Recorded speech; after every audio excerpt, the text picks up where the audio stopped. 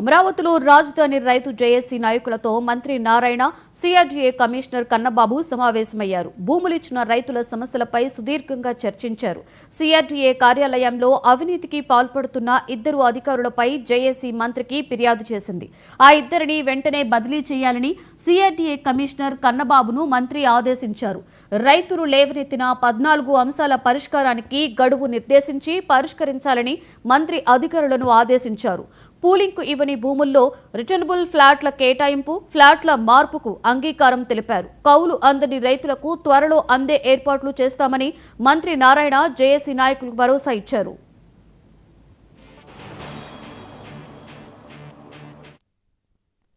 Start చేశాం. దాదాపు 9,000 కోట్ల రూపాయలు ఖర్చు పెట్టాం. అయితే ప్రభుత్వం మారటం వల్ల గత ప్రభుత్వం 3 ముక్కలు ఆటాడి రైతులను అనేక ఇబ్బందులకు గురి చేసి అసలు చెప్పలేని ఇబ్బందులకి అంత చేశారు. అమరావతి రాజధాని 3 ముక్కలు ఆడతాం ఆపేశారు. అయితే ఈ ప్రభుత్వం వచ్చే ముందే గౌరవనీయ మా ముఖ్యమంత్రి నారా చంద్రబాబు నాయుడు గారు చాలా క్లియర్గా చెప్పారు, ప్రభుత్వం రాగానే వెంటనే అమరావతిని టేకప్ చేస్తామని.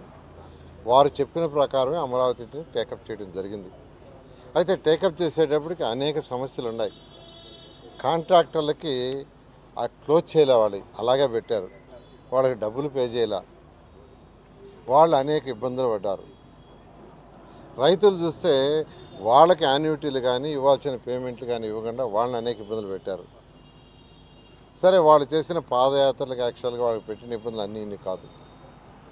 అయితే ఈ ప్రభుత్వం వచ్చిన తర్వాత ఈ సమస్యలన్నింటినీ సాల్వ్ చేయడానికి 8 నెలలు పట్టింది.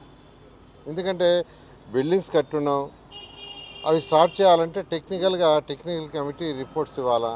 టెక్నికల్ కమిటీ వేసాం, వాళ్ళ రిపోర్ట్ తీసుకున్నాం.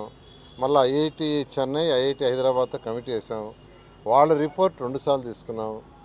ఇవన్నీ చేసి మళ్ళీ కాంట్రాక్టర్లకు ఉన్న సమస్యలు సాల్వ్ చేయడానికి కమిటీ వేసి అథారిటీలు అప్రూవ్ చేసి క్యాబినెట్లు అప్రూవ్ చేసి ఇవన్నీ చేయడానికి 8 మంత్స్ పట్టింది. ఎందుకంటే ఏమాత్రం వాళ్ళు కోర్టు పోయినా అసలు రాజధాని ఆగిపోతుంది. 8 నెలలు అవుతానే మళ్ళీ టెండర్లు పిలిచి వర్క్ టేకప్ చేసాం. అయితే గత 2 నెలల వర్షాలు రావడం వల్ల కొద్దిగా ఇబ్బంది అయింది. ఇప్పుడు వర్క్ చాలా వేగవంతంగా జరుగుతుంది. అయితే ఈ సమయంలో రైతులకి కొన్ని సమస్యలు ఉన్నాయి, అది వాస్తవమే. యాన్యుటీ సమస్య ఉంది. దాన్ని యాక్చువల్గా యాన్యుటీ 25,000 మందికి వేయాల్సి ఉంటే వేస్తే ఒక 7,000 మందికి యాక్చువల్గా రీచ్ కాలా, 7,900కి. నిన్న నైట్ యాక్చువల్గా 7,000 మందికి యాక్చువల్గా పుష్ చేశారు, అది దాదాపు రీచ్ అయిపోయి ఉంటుంది. మరొక 900 మందికి వేసినా అది రివర్స్ వచ్చేసింది. దాని మీద 1 to 1 యాక్చువల్గా సమస్యలు తీసుకొస్తే సాల్వ్ చేస్తానన్నాం.